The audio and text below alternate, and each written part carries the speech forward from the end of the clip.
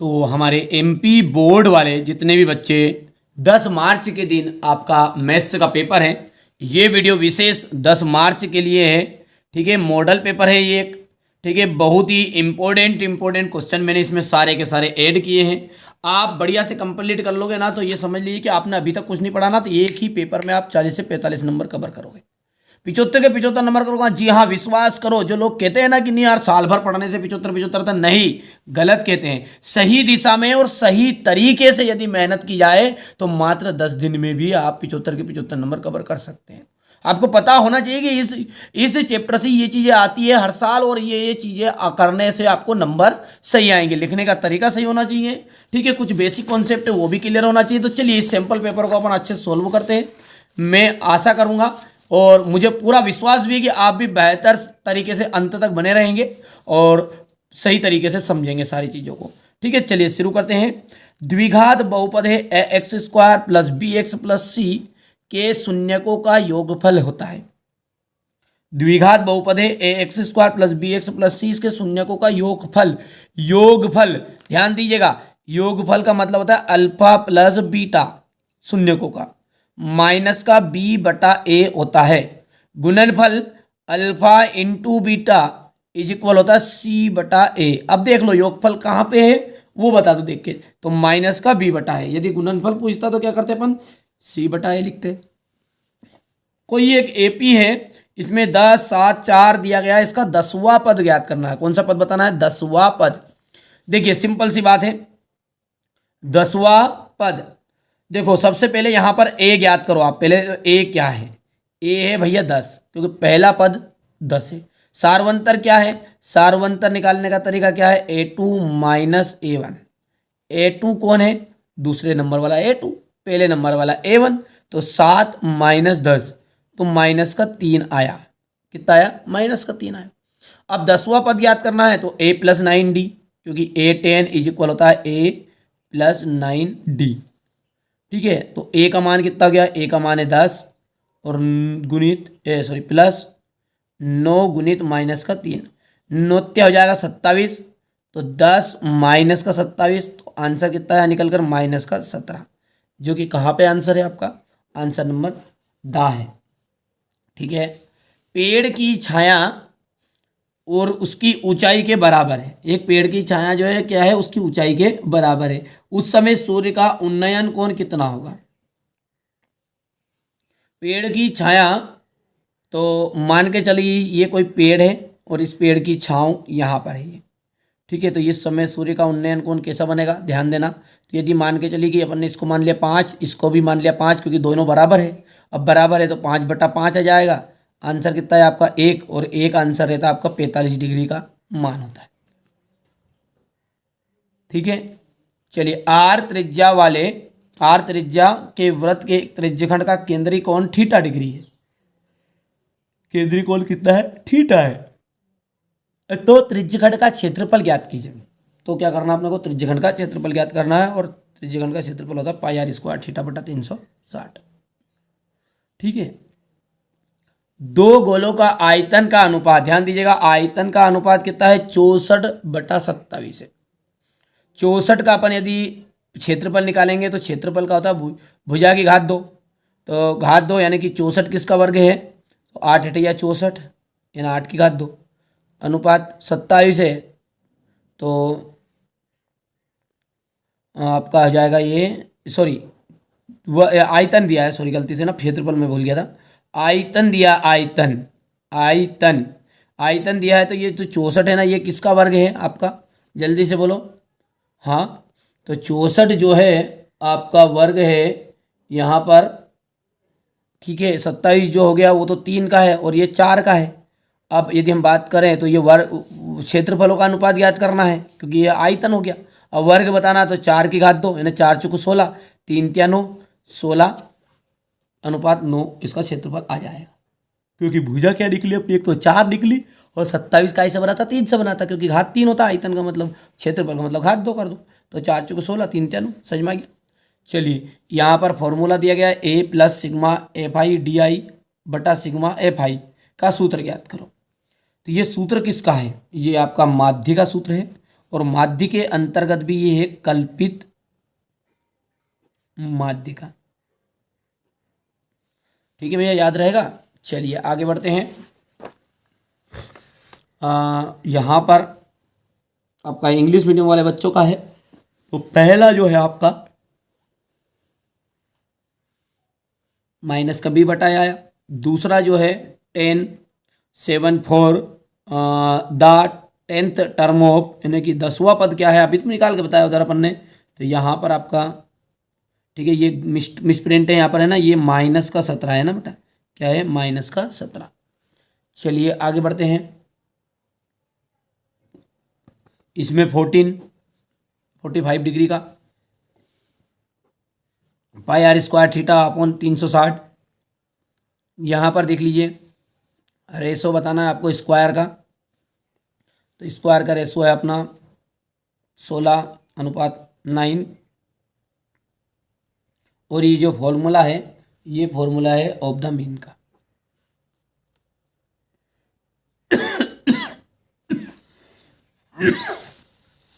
हो गया। रिक्त स्थानों को समझते हैं। ax² plus bx plus c एक डेश का बहुपद का उदाहरण है। एक बहुपद का उदाहरण है, तो कौन से बहुपद का उदाहरण है? देखो यहाँ पर घात 2 है, तो घात 2 है द्विघात बहुपद का उदाहरण है। एक द्विघात समीकरण है ax² plus bx plus c equal to 0 का वास्तविक मूल नहीं होते हैं। और वास्तविक मूल कब नहीं होते? देखिए ध्यान दीजिएगा, 3 स्थिति में बता रहा हूँ बेटा, बहुत ही ज़्यादा इंपॉर्टेंट है। b² -4ac जब जो होता है वो बड़ा होता है किससे? 0 से। ये एरो ये बता रहा है कि अब ये संख्या बड़ी, इधर की आप मान लीजिए संख्या, मतलब जो आंसर आएगा वो, और इधर है 0। ठीक है, तो यदि 0 जो है वो छोटा है, अब यहाँ पे बड़ा है, तो मूल ऐसी कंडीशन में मूल कैसे होंगे? मूल होंगे वास्तविक और भिन्न होंगे। कैसे होंगे? वास्तविक और भिन्न होंगे। जब b² -4ac बड़ा रहेगा 0 से, तो मूल जो होंगे वास्तविक नहीं होंगे,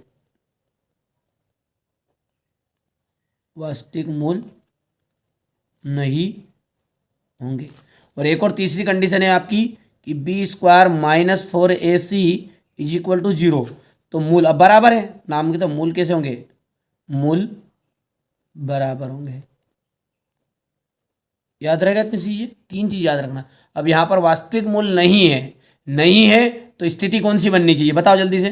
तो b² -4ac is greater than less than 0, छोटा है 0 से।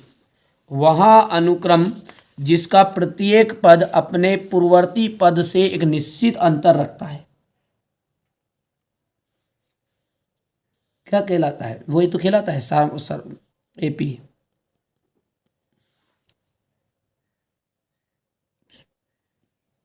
नहीं, वो एपी नहीं कहलाएगी ना। वहाँ अनुक्रम, हाँ सही है, अनुक्रम ही तो बोल रहा है, वहाँ सूची बोल रहा है। अनुक्रम मतलब वहाँ सूची, अनुक्रम का मतलब वो सूची, तो वो एपी ही कहलाएगा। मैं समझाता कि वहाँ पद रहता है निश्चित अंतर वाला अपने पूर्ववर्ती पद से, तो वो कहलाते हैं अपना सार्वंतर। उस अंतर को क्या कहेंगे? सार्वंतर कहेंगे। और उस सूची को क्या कहेंगे? समांतर सूची कहेंगे। चलिए आगे देखते हैं। 2a ब्रैकेट कोमा 0 एवं 0,2b का मध्य बिंदु का निर्देशांक बताओ। तो मध्य बिंदु निर्देशांक पता है क्या होता है? बोलो जल्दी से। ठीक है, तो मध्य बिंदु का सूत्र यहाँ पे लिख देता हूँ मैं। ये सूत्र होता है x1 plus x2/2 coma y1 plus y2/2। अब यहाँ पे आप देखो, ये शुरुआत वाला क्या है अपना? xy, ये भी xy, ये y, 1 1 2 2। मान रखो, जल्दी से बोलना है। x1 और x2, 2a, जल्दी बोलो, 2a प्लस 0, यही है 2a प्लस 0। यहाँ पे अनबटे में 2, तो 2 से 2 कैंसिल हो जाएगा, बचेगा कितना? 2, तो a बचेगा। तो यहाँ से तो आप क्या a आ गया, पहले वाला का तो a आ गया, कोमा। दूसरे के हिसाब से देखो y1 कौन है? 0 प्लस 2b, तो यानी कि 2b आया बस। अब 2b के बट्टे में कौन है, 2 है, 2 से 2 फिर कैंसिल, फिर क्या बचा, केवल b बचा, इसलिए ये मूल मध्य बिंदु निर्देशांक ये निकले। शंकु के छिन्नक के दोनों सिरे कैसे होते हैं, देखो ये है आपका, ध्यान देना थोड़ा सा, क्योंकि आपका शंकु, ये शंकु है और छिन्नक क्या है, यदि मैं इसको यहाँ से बीच में से काट दूं तो बताओ भैया जल्दी से बताओ, ये शंकु हो गया, छिन्नक, तो ये इससे को भूल जाओ। अब ये बता, याद रखो, ये ऊपर भी गोल नीचे भी गोल, तो दोनों सिरे कैसे हैं, वृत्ताकार है। सभी संभव प्रायिकताओं का योग सदैव एक होता है। यहां से आप देख सकते हैं, पहले में आपका हो जाएगा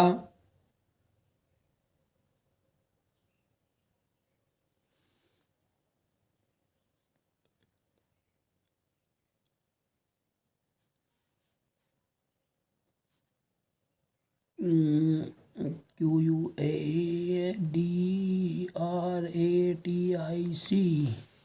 हो गया। दूसरे के अंतर्गत क्या है अपना, B² - 4AC << 0, और यहाँ पर आपका जाएगा AP, यहाँ पर आपका जाएगा A, B, तीसरे के अंतर्गत आपका जाएगा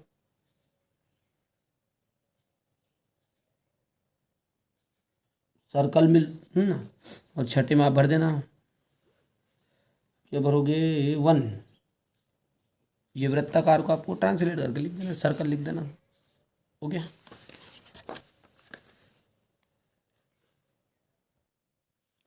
चलिए, परिमेय एवं अपरिमेय संख्याएं, सही जोड़ी का मिलान करेंगे, परिमेय और अपरिमेय संख्याएं। एक तो परिमेय संख्या और अपरिमेय संख्या, दोनों मिलके क्या कहलाती है, तो वास्तविक संख्याएं कहलाती है। विविक्त कर धनात्मक हो, विविक्त कर यदि कैसा हो, धनात्मक हो, तो मूल कैसे होते हैं, मूल वास्तविक होते हैं। विविक्त का धनात्मक है तो मूल वास्तविक हो। आधारभूत समानुपातिकता प्रमेय का दूसरा नाम है थेल्स प्रमेय। साइन थीटा का मतलब होता है लाल बटा कक्का। देखो, लाल बटा कक्का एक ट्रिक है। ये पहले वाला जो मान है वो साइन का मान है, साइन थीटा, यानी कि लाल मतलब एल बटा के लंब बटा कर्ण। दूसरा जो है वो कोस का मान है, बोलो जल्दी से, तो आधार बटा कर्ण हो गया। तीसरा जो है वो टेन का मान है, तो लंब बटा आधार।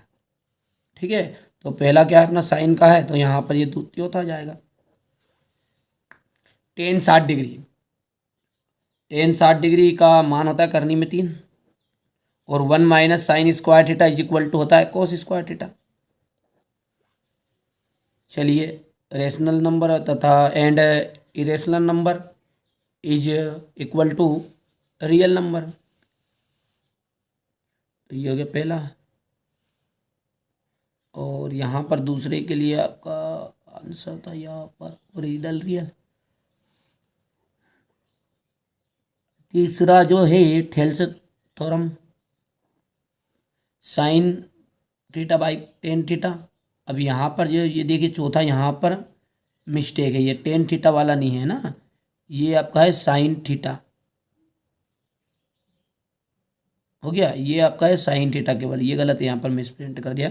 साइन थीटा तो परपेंडिकुलर अपॉन, या फिर ये बटा लिखा यहाँ पे, ये आपका चौथा हो गया, मिस प्रिंट हो गई, वो गलती वाली, समझ में आ गया। चलिए, टेन 60 डिग्री का मान जो है वो कितना रहेगा, टेन 60 इज इक्वल टू √3। जीवन जितनी बार मिले, यह देखिए 1 - sine square theta is equal to cos square theta. अब बात करें अपन एक वाक्य के उत्तर की, तो एक वाक्य उत्तर देखो ध्यान से, 4 और 5 का HCF क्या होगा, तो देखो 4 के गुणनखंड, 4 को लिख सकते हैं अपन 2 की घात 2, 5 को लिख सकते हैं अपन 5 ही। ठीक है, HCF जब निकालते हैं, HCF 4, 5 का जो दोनों में हो, दोनों में कुछ नहीं है तो 1 है, तो 1 HCF आ गया हो गया। ठीक है, HCF कितना होगा, एक होगा। समांतर श्रेणी का व्यापक रूप मतलब है कि पहला पद कोमा दूसरा पद कैसा बनेगा, ए प्लस 1d, ए प्लस 2d, चलती रहेगी लाइन, अब ए प्लस 3d, इस तरीके से। कौन से त्रिभुज सदैव समरूप होते हैं, समबाहु त्रिभुज।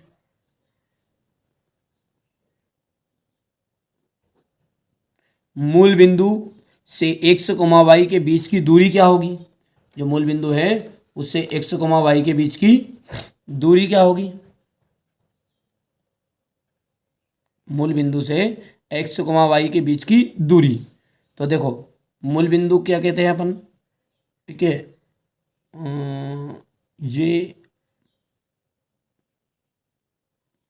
ये हो गया अपना दूरी सूत्र में, दूरी सूत्र क्या, x1 प्लस x2 की पावर 2, y1 प्लस y2 की पावर 2, यही है, sorry x1 minus y1 minus minus minus वाला है ना, कोई दिक्कत नहीं है उससे।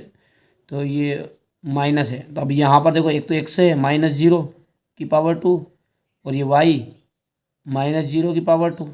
अब x की पावर 2 आ गया बस, केवल x पावर 2 प्लस y की पावर 2 हो गया। तो ये अंडर रूट करके कितना निकलेगा, दूरी सूत्र इनका x square plus y square रहेगा, ध्यान। चलिए अपन आगे बढ़ते हैं, अब फिर से। ये जीवन जितनी बार मुझे, किसी वृत्त को केवल एक बिंदु पर प्रतिच्छेद करने वाली रेखा क्या कहलाती है। कोई वृत्त है उसको केवल एक बिंदु पर, ये वृत्त हो गया आपका, और इसको केवल और केवल एक बिंदु पर प्रतिच्छेद करने वाली रेखा क्या कहलाती है, तो छेदक रेखा कहलाती है, कि स्पर्श रेखा कहलाती है।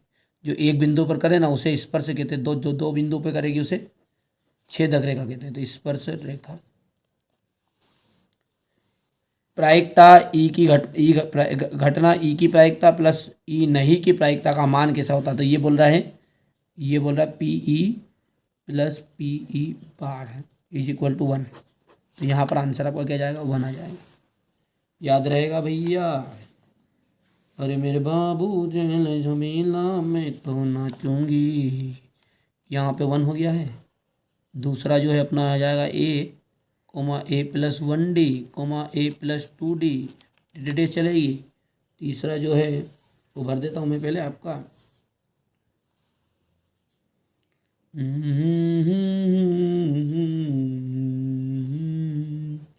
एक बार आके चला जाता है असली गाली, दिन न मिलेंगे कल, थोड़ी खुशियाँ हैं थोड़े से ये पल, एक बार चली गई ये जो बहारें। हाँ, एजेंट लाइन।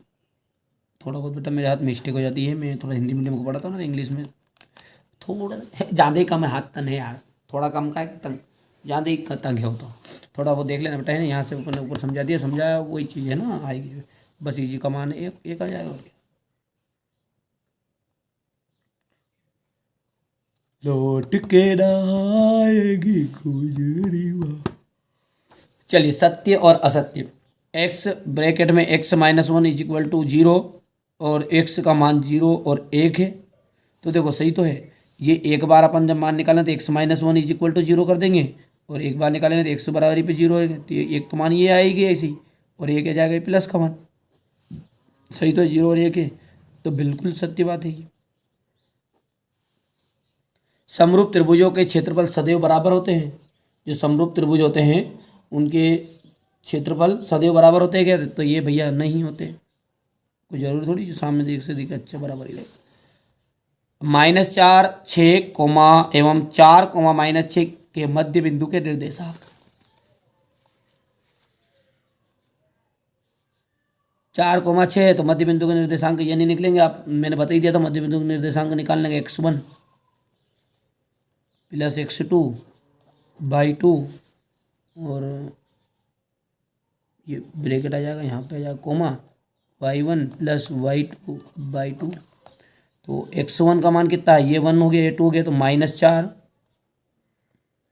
प्लस 4/2।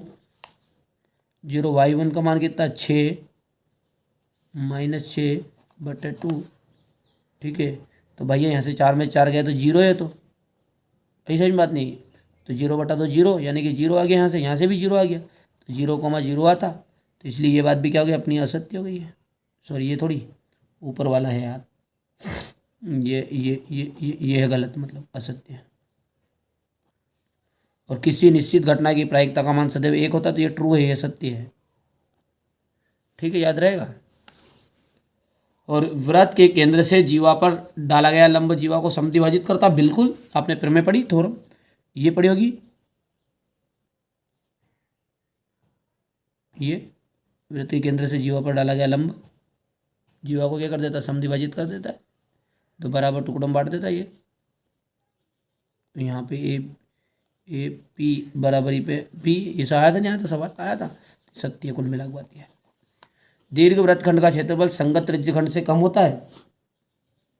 ठीक है, दीर्घ वृत्त का, दीर्घ का मतलब बड़ा होता है, और संगत मतलब होता है छोटा वाला, तो कम थोड़ी होगा, ब्यादे होगा उसका तुमान, तो ये भी आपका असत्य रहेगा।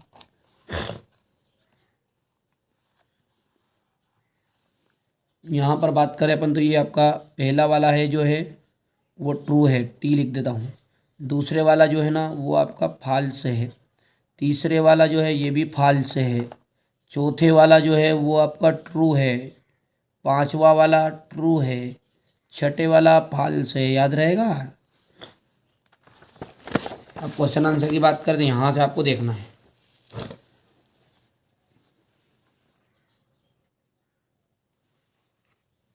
ये देख लीजिए, क्वेश्चन आंसर बढ़िया से कंप्लीट करिए आप तो। अच्छा, अभी तक आप एप्लीकेशन में नहीं जुड़े तो बेटा जुड़ जाओ, वहाँ पे जुड़ो, वहाँ पे मिलेगी सारी चीज़ें सॉल्यूशन के साथ में, और बढ़िया से कंप्लीट कर लो। मैं जितना बता रहा हूँ ना पूरे 10th क्लास के लिए ही मात्र नामात्र चार्ज है, कोई ज़्यादा चार्ज आपसे नहीं ले रहे हैं ना। ठीक है, बाकी फ्री भी दे रहे हैं यहाँ पर यूट्यूब पर, ऐसा नहीं है कि नहीं आपको मदद नहीं करेंगे यहाँ से आप बड़े। और आप चाहते हैं कि नहीं ऐसी चीज़ें पकाए खीर मिल जाए, थोड़ा इशारा में समझो, कुछ चीज़ें ऐसी होती है कि जो यहाँ पर यूट्यूब पर नहीं डलती। ठीक है, तो वहाँ पर मिलेगी बेटा, है ना। तो जुड़ जाइए, अभी नहीं जुड़े तो जुड़ जाओ, जल्दी जुड़ो। पर ये क्वेश्चन नंबर 11 है, ये क्वेश्चन नंबर 12 हो गया इतना, ये क्वेश्चन नंबर 13 रहेगा।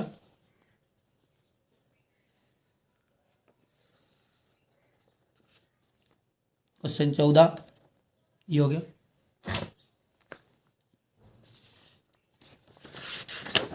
चौदह के बाद में क्वेश्चन नंबर 15, क्वेश्चन 16 हो गया। क्वेश्चन 17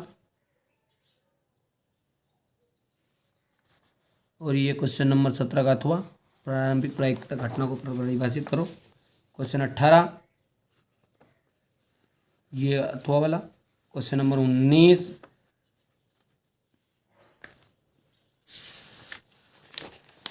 के बाद में ये रहा क्वेश्चन नंबर 20।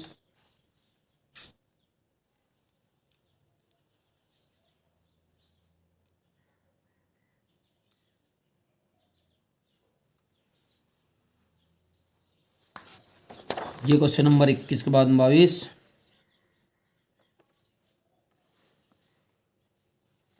ये इसका तो रहेगा यहाँ पर।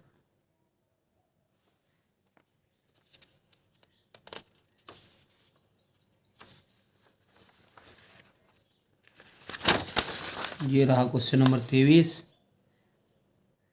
हो गया। ये सवाल हो गया इसका, ये इंग्लिश मीडियम वाले बच्चों के लिए रहेगा।